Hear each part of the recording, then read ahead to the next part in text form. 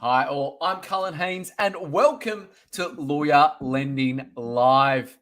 My next guest, let me tell you, is an absolute juggernaut of her financial planning. 20 years in the game. I was joking offline that he must have started in primary school because he looks very young and handsome. Could you please make very welcome the incomparable Josh Pennell, one of the directors and partners at Prosper Financial Services? And we're going to be talking about how to have a long, illustrious future for you and your family. Josh, thank you for coming on the show. And mate, how are things in your circle of influence, mon ami? Cullen, great to be here, mate. Appreciate the invite on. Really looking forward to today. And all going well, as I just mentioned off air. Had a nice extra day off after Easter and firing on all cylinders. So good to Here be we here. go. Well, case in point, you actually preach what you advocate for your clients in that when you're switching off, you want to have that magic special time with your family, which is the whole point of, I guess, working during the day, to have that special Yeah. time offline.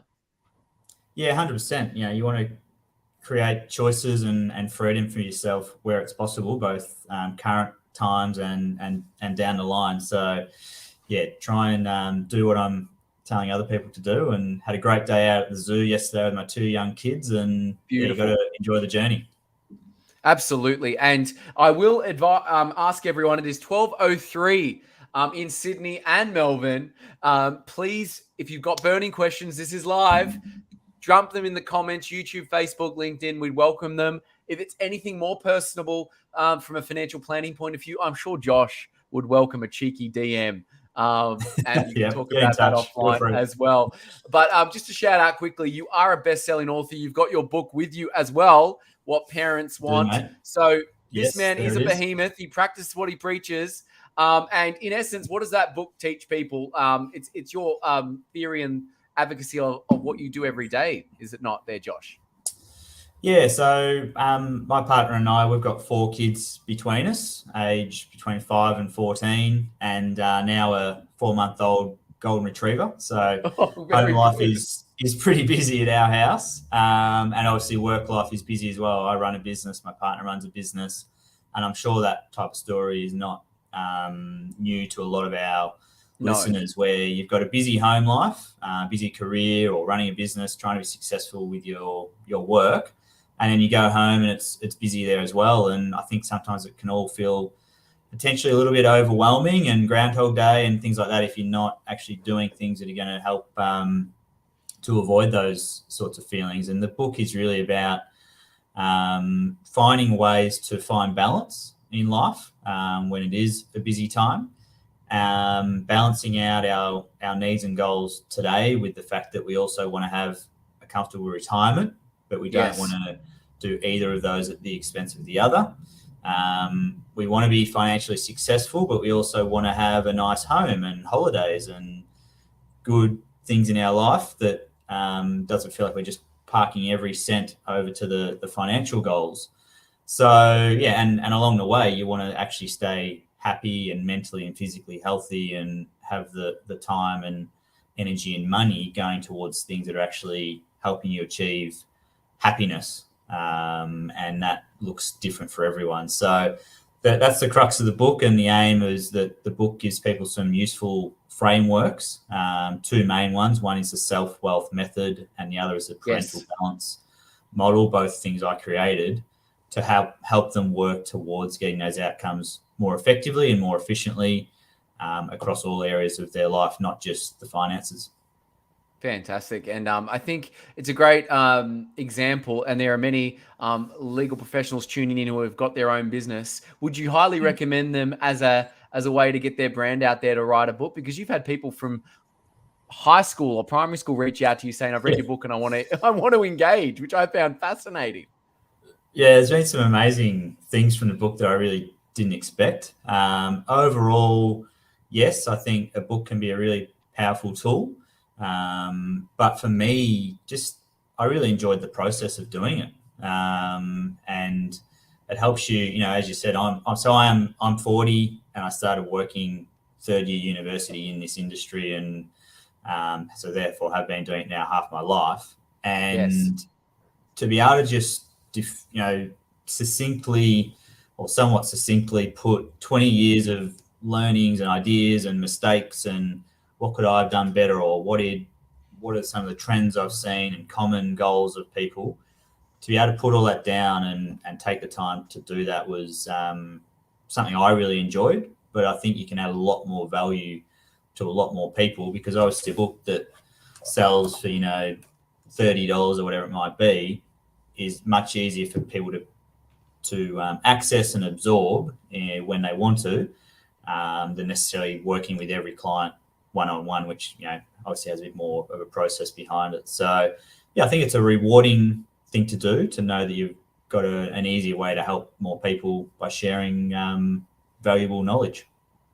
Well, you definitely do make an impact every day there, Josh, and you must get lots of questions and people wanting to know where to start. Where's a good starting place if no one's ever used a financial advisor, or literally wanting to, at that stage in their life where they want to get everything sort of fixed up for those what-if moments or their long-term wealth plan?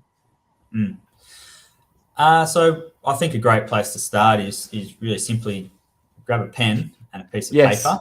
Obviously, you can use your phone and type these things, and I love efficiency and typing and all of that. But I think in this instance, the power of an idea going from your brain through a pen onto a piece of paper can be more useful. And I think a lot of people just haven't spent the time really writing down what they want in their life. No. Because as I said at the start, we're all very busy jumping from work to kids to, I will go off and do that social thing or go on that holiday because I need the break. But it's really just sort of jumping from one thing to the next. There's no actual structure or plan around what you're aiming towards. And there's two issues with that. One is you can get too distracted, caught out with, my friend said this, my neighbor said that, my work colleague said X, Y, Z. So I'm now going to chase this idea or this idea of success or happiness or this investment. But that may not be suitable to you or what you actually really want. It's just jumping at different distractions all day long. And the other thing is we don't have people don't have a clear and succinct list of things that they truly, really, really, really want. They might have a whole long list of things they sort of want, but then they get them and it's like, that's not actually contributing to greater happiness or greater feeling of fulfillment in my life. Therefore, it all gets a bit messy. So grab a pen and just write down. I prefer having two categories. So category one is lifestyle goals. What things do you genuinely really want for your lifestyle? Is it regular holidays? Is it a home renovation? Is it moving to a bigger home because your family circumstances have changed? For some of our older clients, it's moving to a smaller home because their family circumstances downsizing. Now Correct. Too much to manage. So write the things down, and then I like to say what, when, and how much. So what's the item or thing you're trying to achieve? When do you want it? Which sometimes that's once, and other times it's every year, like holidays and so on. And roughly how much do you need to have set aside to achieve that? So do that for lifestyle. And then you've got financial. Financial could be, I want to retire at 55. It could be, I want to have an investment portfolio worth X dollars. It could be, I've only ever invested in property or shares and I want to invest in the other one to diversify. It could be a whole range of different things. Or, I've got the kids. This is kind of a lifestyle financial combo where I know I want to send my kids to this certain school that costs $35,000 a year per child. That's a lot of money, and I've got 3 kids. I want to make sure that is definitely, being allowed for and going to be achievable. So write these things down, put some timeframes around them, put some estimated costings around them, and wherever possible, don't put things on the list that aren't genuinely high priorities. And then you've got a nice, succinct set of things that you're trying to achieve. And that gives you your sort of North Star. That's what you're actually looking to move towards. Then you can move into solution mode around, all right, how am I going to achieve these things? What are the ways I'm going to get them in my life? I love that. I love that. And we've already got some great engagement. Aoife Horsley, and a fantastic buyer's advocate in Melbourne, says, great collaboration, Cullen and Josh. And Gianni's already said awesome work as well. So already people are picking up what you're putting down there, Josh. So keep it coming. And Thanks, what I guys. want to talk about, one of the columns, obviously lifestyles on one side, financials on the other. How can people create passive income streams, which is, it's a media buzzword and it's clickbait on it all the time, but genuine passive income streams. How can people create them?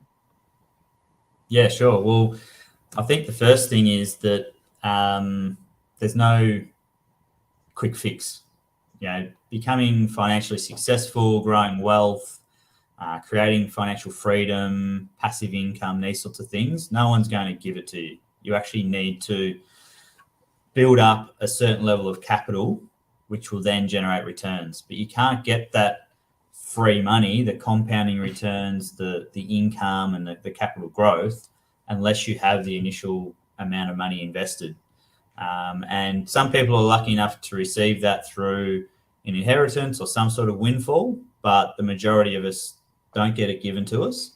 And therefore, it's a matter of having structure set up with your finances so that you are regularly putting money aside that is growing in the forms of savings and investment, and then just keep building on that. And I think there's I think people probably make a few too many excuses like, oh, the cost of living's up and this is up and that's up. But mate, I've got one of my first pay slips in front of me here. Oh, here we go. So I worked at a specialist fruit shop in Shepparton, where I grew up, called Fruitworks. This is from the 10th of February, 1999. Wow. Guess how much I was earning per hour?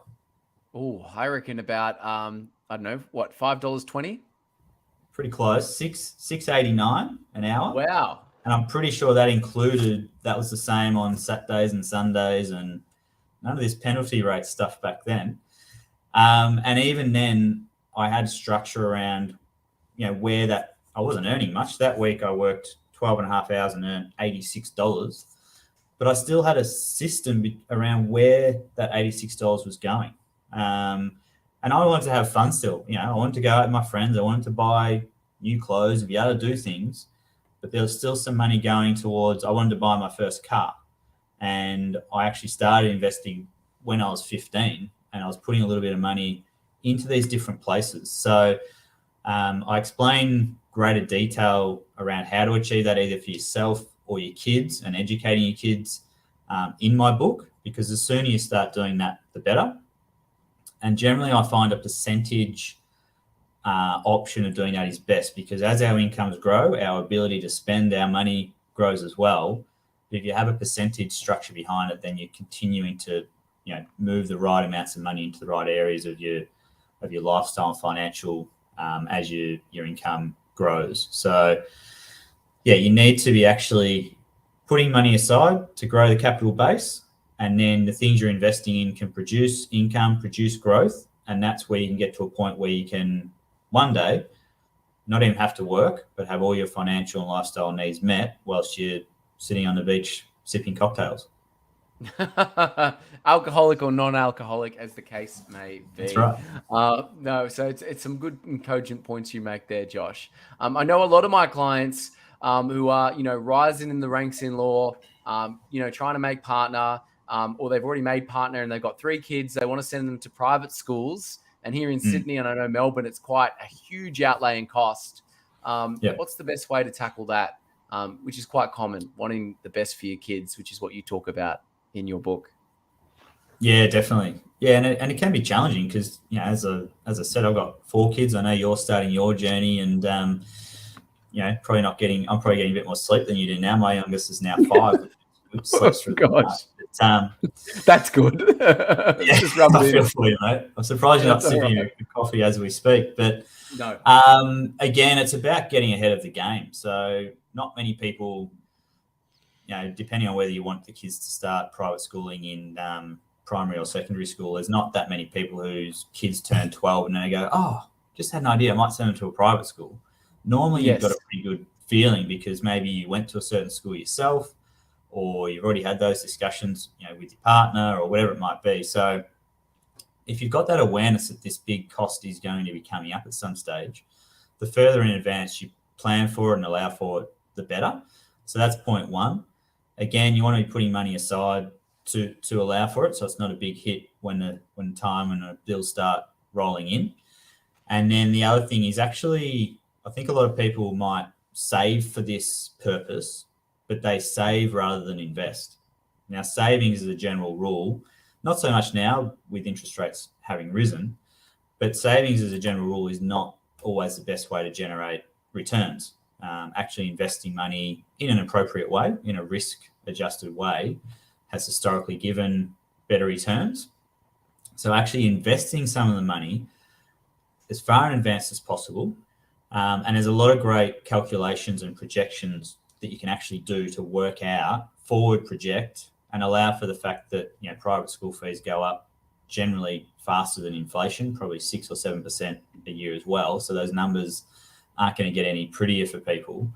Factor that in, do a projection forward of the dates where your kids are going to start school, how much it's going to cost then, and you can actually get down to a point where you have a single monthly amount that you will need to be putting towards that purpose, depending on what the cost is, how many kids, and how far in advance you're planning for it. So that we find that's a really effective process for people, and it makes it very simple for them when they say, all right, I need to put this much money over there each month.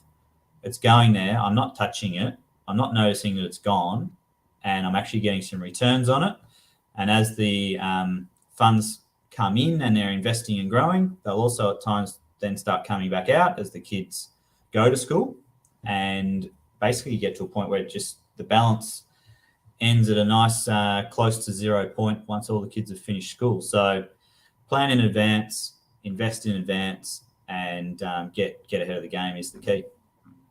And you'd say for those looking to retire early, is that the same process that they do to actually achieve that? Yeah, definitely. I mean, the more time you give yourself with anything, the better, because time in investing is your best friend. That's where you get the longest period of time generating returns. And I'm sure many listeners know what compounding returns are, which is where you're generating returns on top of your returns. It's essentially sort of like a snowball effect, like an avalanche, where you start off with a small bit of flakes of snow and that attaches to more and becomes a ball and then an avalanche. And that's really what compounding returns is. And that's what can allow you to get to that point where you could be generating more income from your investments than what you might earn going to work for most of the year. And that's obviously a point where a lot of people want to get to. And the longer you do that, the better. The other thing about retirement, though, is you get a few other free kicks. There's probably two main ones. One is that many people don't understand is, many people are a bit detached from their super. It's like, why would I bother? Why would I set good point. this money away for so long? I can't touch it till I'm roughly age 60. Well, the government gives us a lot of reasons to want to bother. And the key thing for people to know is that once you do reach pension phase in a superannuation fund, you don't pay, in the most part, depending on people's balances, you don't pay income tax on the earnings in the pension. You don't pay capital gains tax. And you can draw the money out as an income stream or a lump sum tax-free. So there's really nowhere else you can get that sort of beneficial tax treatment at retirement, and that's the reason you want to get the money in there.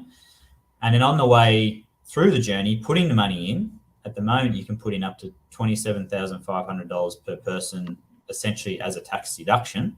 So people complain about paying too much tax, so there's one way to maybe deal with it. When the money's going in there, you pay a contributions tax of 15% in most cases, which is a hell of a lot less than people's marginal tax rate of up to 47.5%. So, and then inside the fund, even in accumulation phase, when you're growing the balance, the tax rates are much lower than if you're paying tax on investments outside of super. So there's a lot of benefits and reasons to put money into super. And again, if you're doing it every year for 20 or 30 years, it's not heavy lifting. It's just repeat month after month, put the money in there, invest it so it's generating returns. And for most people, that will give them a significant retirement balance. And again, it's about being able to switch off your mind from worrying about this thing going, right, I'm putting that in there each month. I'm investing it. It's growing. I've done a projection for that. It should be worth roughly this at 60. I'm confident that's going to give me the lifestyle I need. Retirement sorted. It doesn't have to be this constant, ongoing, draining. Am I okay? Am I Energy going to be sucker, okay? for sure. Yeah. Yes. Just systemize it, put it on repeat, and start ticking these boxes. All right, we just sorted the education expenses with a monthly amount. We just sorted the retirement planning with a monthly amount. And then let investing and returns do some of the heavy lifting for you. Good point. Good point. And there'd be a lot of people tuning in, and lawyers especially, their income is like this as a trajectory. They earn great money, but don't know where the money goes. As Jim Rohn would say, there's too much week left at the end of the month. Our financial management is just a bit of a mishmash. How do people tidy it up, Josh? What do they do? Yeah, well, it's just, again, about structure. In my book, I talk about a thing called the wealth machine. And I use a picture of a beautiful Porsche. You picture yourself driving along this nice Porsche. It's fast, it's efficient, it's got beautiful technology, and the engine's humming along, and you look good, you feel good. And what I use that terminology because would you rather think that way about getting your money managing well and flowing well, or would you rather use words like a budget and a balance sheet? And like you're literally falling asleep thinking about it. Absolutely. And there's another thing I call a wealth party, where you get yourself in an environment that you love. Is it music? Is it putting on your best clothes? Is it at a cafe or a restaurant? Is it with your partner? Whatever it might be. Start finding ways that make this stuff exciting and enjoyable, because at the end of the day, it's not about the money. It's about what the money will give you. Is it going to give you freedom? Is it going to give you material items? Is it going to give you holidays? Is it going to give you the school fees are dealt with or retirement's dealt with? I'm feeling calm. I'm feeling stress-free. I'm feeling like I'm heading in the right direction. And if that's what it is going to give you, which when managed well, it will, then this stuff shouldn't be negative and draining. Therefore, we want to get people to the start line more, spending a bit more time on this, prioritizing it a bit more. And yes, unfortunately, things like the budget do need to be part of that, part of the planning and understanding your numbers. But just don't think about it as a budget. Just think, I'm building my Porsche here. I'm driving my Porsche, and I'm just fueling it up with the right stuff that's going to take me further and faster and better. So it's just a change of mindset around the fact that this stuff's going to get me what I want in life. And therefore I'm willing to put some time and energy into getting the things I want. So yeah, it's about doing a bit of planning, but make it fun, make it enjoyable. And until you really understand your numbers and have the money from that rising income on autopilot going across and away to the things that are going to give you what you want, then it's always just going to keep disappearing up in smoke. Correct. And that's something I call the income trap, which is this trap where we earn more money, but we just keep spending more money because we don't have any structure around where it's going. So yeah, it's not hard. It's about analysing what's coming in and what's going out and where you want it to be going. And just, as I keep saying, put it on repeat and don't manually do things, automate them. No. Yes. Set them, forget them, and make a commitment to yourself that that's what you're doing and it's going to stay that way each month. And then over 3 months and 6 months and 6 years, plus the returns, plus the tax benefits of doing it the right way and all these other things that make it add up, suddenly you thought, oh, well, I only committed to saving an extra $1,000 a month. And then you look around and go, hang on a minute, I've got $1 million. That is actually what happens. But it takes a little bit of time, a bit of commitment and a bit of structure. It reminds me of that story that you're talking about, the Porsche. It reminds me of that story of the 3 work people or builders on the work site. And you ask the first guy, what are you doing? And he goes, I'm just laying brick. That's what I do. I lay brick. I'm the bricklayer. Don't ask me any more questions. That's what I do. Doesn't sound very engaging or happy. The second gentleman, you go, what are you doing? I'm a glass fitter. I just fit glass. That's all I do. Don't ask me any more questions. I just fit the glass. And then you go to the third guy who's really lit, really engaged, looks like he's doing a bit of everything. What are you doing? I'm building my cathedral. And I love that story because it's like that's the end goal, right? And it's very, it's so easy to get lost in the minutia, but look at the long term. And you can apply that not only to your financial life, but your career, your family. What are you building? And all those things kind of get tied in the one. Mate, here's a little visual. You just hit the nail on the head. I know you probably can't see it all that well there, but basically, I talk about that. So this is like a brick wall. Yes. Book, and it's called the Building Your Wealth Wall. Again, it's about terminology here and mindset around what we're doing. So if you say to someone, right, I want you to have $1 million, they're like, oh, it's too big. Like you got to bite the thing down into chunks. But if you said, all right, find me $1,000, most people, especially lawyers doing well, earning good income, they can find $1,000, right? Yes. So then it's a matter of saying, well, $1 million is just $1,000 1,000 times. So the wealth wall is bricks of $1,000. So then you got to think, all right, where's the different places I'm going to find these $1,000 bricks?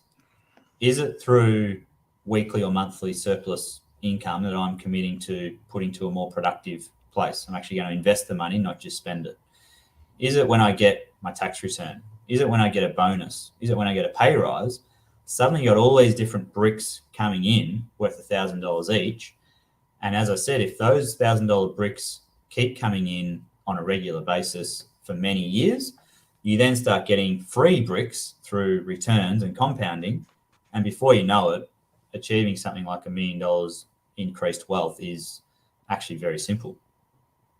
Good point when you break it down into those smaller numbers. I think that's incredible. 1,000 times 1,000. Yeah, it's when you chunk it, it's Tony Rodman's concept. It's more manageable, more palatable. I love that.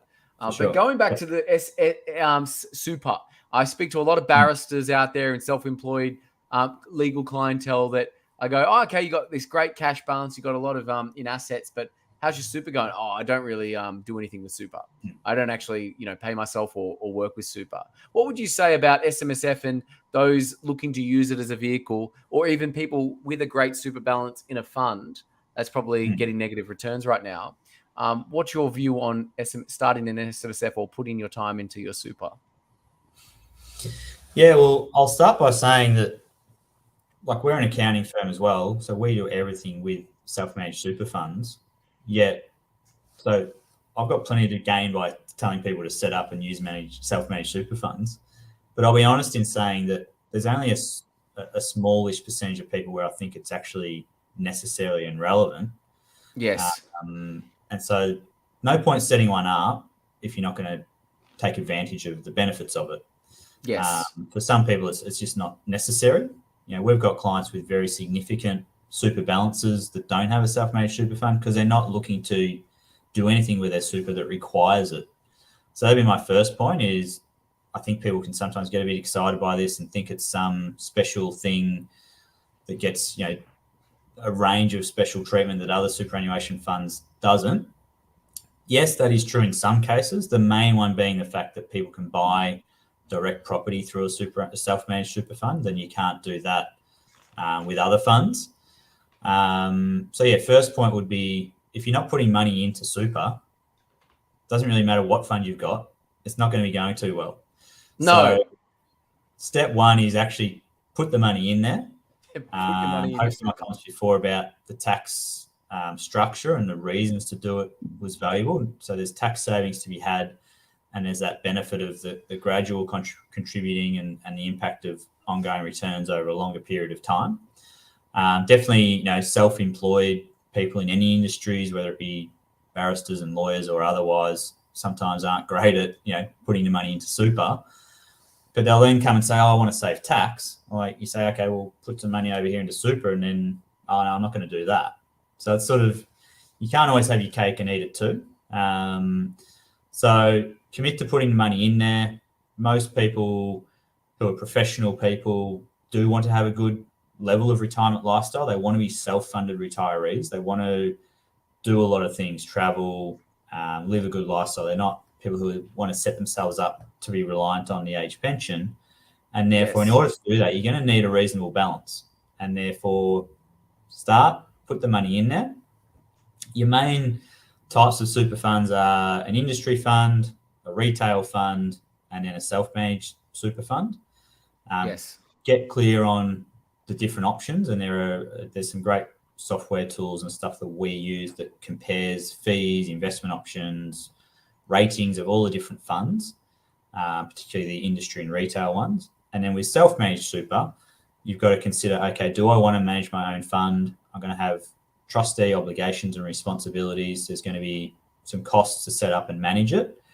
But if I'm going to make use of that fund, for example, to buy direct property, then that could be worthwhile and worth having that additional structure in place. So definitely a horses for courses sort of scenario. Of course.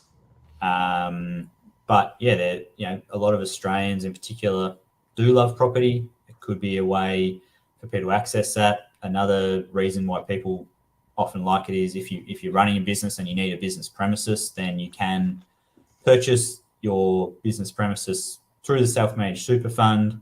Yes. And then that fund then essentially pays the rent and so forth. And or receives the rent and so forth from the property, and it can be a bit of a nice sort of ecosystem around how you're running your business, owning a property, and running your super fund as well. So definitely some benefits there, and it's again individual circumstances. It's a good point. I just wanted to highlight that because it is a question I talk to clients a lot about, and I think it's very undervalued. The whole it's a very long-term strategy with super. So you made some very cogent point there as well, Josh. Now, this is an interesting one because I do see it come up from time to time. God bless her soul, Aunt Bertha pops her clogs, and you come into a large sum of money. I don't know if there's anyone who has an Aunt Bertha, but hope she's doing well. But you do come into, say, $500 to $1 million, and you've never managed such a large sum of money before. Where do I start? Yeah, well, it can be a common thing, and intergenerational wealth transfer is going to be huge over the next 20 to 30 years. So they estimate around about $3.5 trillion. That's trillion, mate, not billion. Wow, no, trillion to the T. That's like Jeff Bezos territory. Come on. Crazy money. Will transfer over the next 20 to 30 years, and that's because of the baby boomer generation getting into that age bracket now where they're getting older, and things will be passing through to their children and grandchildren, and obviously a lot of wealth built up in that generation through things like homes, and that have obviously grown in value a lot over the last 20 or 30 years. Yes. Shares, compulsory superannuation's been around for longer now. That's a huge pool of money. So, a lot of money is going to be transferring to people. They estimate around about 80% of people will probably receive some sort of inheritance going in the next 20, 30 years. So it's important that people do have an awareness of what they might do. And again, you need to be clear on what you're trying to achieve and what you want in your life. Point one, I mentioned with the pen, if you've got that all written down and it's clear, if you come into a large amount of money, it becomes a lot easier to do effective things with it because you already know what you're trying to achieve, and that money is just going to fast track some of those outcomes for you. But of course, you always also want to be smart about how you manage considerations around that money. Are there things around capital gains tax? Is there issues with even before the person passes away? A lot of people don't realise that you can pay substantial taxes on superannuation benefits when they're passed from, say, your parent to yourself, depending on the components in the fund and whether that person receiving it is an independent person or not, and all these different factors. So there does need to be the planning in advance. Once you do receive the money, it's about understanding the different structures and options as to how you might invest it, what you're trying to achieve. And of course, you want to not kind of see it just dwindle away gradually over 5 or 10 years. And at the end, you're like, I don't actually have anything to show for that now. So using it effectively for the things you want takes a little bit of actual planning, and be a bit patient think through what you're doing with it, why, and then put it to effective use that way. Very good. We've already got Philip Robertson joining in saying, hey, this is a great conversation, brother Cullen P. Haynes. Philip is a buyer's agent, so he's definitely taking in what you're distributing. Nuggets dispensed minute by minute in this conversation with Josh Pennell. And we're getting towards I do know Philip. He's a good man doing some great work with men's health and so forth as well. So hi, yes, Philip. he is. Saving Brothers is the name of Philip's organization. If you haven't seen it, please jump on. Doing some great things for mental health indeed. So good shout out there, Josh. I would encourage people getting towards the end of the stream. It's 12:37. Put in your last final questions because I'm going to be asking my final question. Josh, people feeling a bit sandwiched between managing their own kids and assisting with their elderly parents. We talked about the baby boomer generation. How do we juggle things like aged care and estate planning? Like, where do people start? What do they do? Yeah, it can be a tough one where you sort of got your parents getting a little bit older and needing some assistance in different ways, and then you've got your own kids needing plenty of help and stuff as well. So I certainly know firsthand, well, not myself, but definitely through colleagues and other people, going through some of those challenges. It can be really difficult and feeling like there's a lot of responsibilities placed on you. I'll start first with estate planning. I think that's an important one where I would say that's an area where we're not lawyers ourselves, and we refer our clients out to a range of different people to get things done that we can't do. But I think the estate planning one is one that I have to really drive and remind my clients, like, have you done that? Why isn't it done yet? It's so important. And it just often slips to the bottom of people's to-do list, either because they maybe feel it's a negative topic or they're just, I'll get to it, I'll be fine type mentality. But it's so important to have that done properly by an expert, an estate planning expert, understand the different elements in there. You can have a very basic will, or you can have a more detailed will that allows for things like testamentary trusts and additional structures. Have you organised things like guardians for your kids? Have you got powers of attorney? Are all these things actually managed? And if your circumstances change, whether it be through divorce, marriage, having other children, maybe a substantial change in your financial position, then have you gone and updated your legal documents to make sure your wishes are still accurate and that the documents would meet your needs? So that's really important, and obviously it's important for people's parents as well. Not necessarily something you can go and bring up in some cases. It's just maybe not done in certain families, not talked about. But yeah, making sure that anyone of any age has their estate planning properly documented is important. Of course, there's also plenty of cases where unfortunately families have issues. There might be a problem with one of the siblings or one of the kids or the second wife or an in-law or whatever it might be, where there's a lot of wills do get challenged. A very high percentage of wills get challenged. So having things in place that can limit those challenges is important as well. And then there's other things out there that we often talk to even estate planning lawyers about, where they're like, I didn't know about that. Things like investment bonds, where you can actually set funds aside that won't make up part of the estate or the will.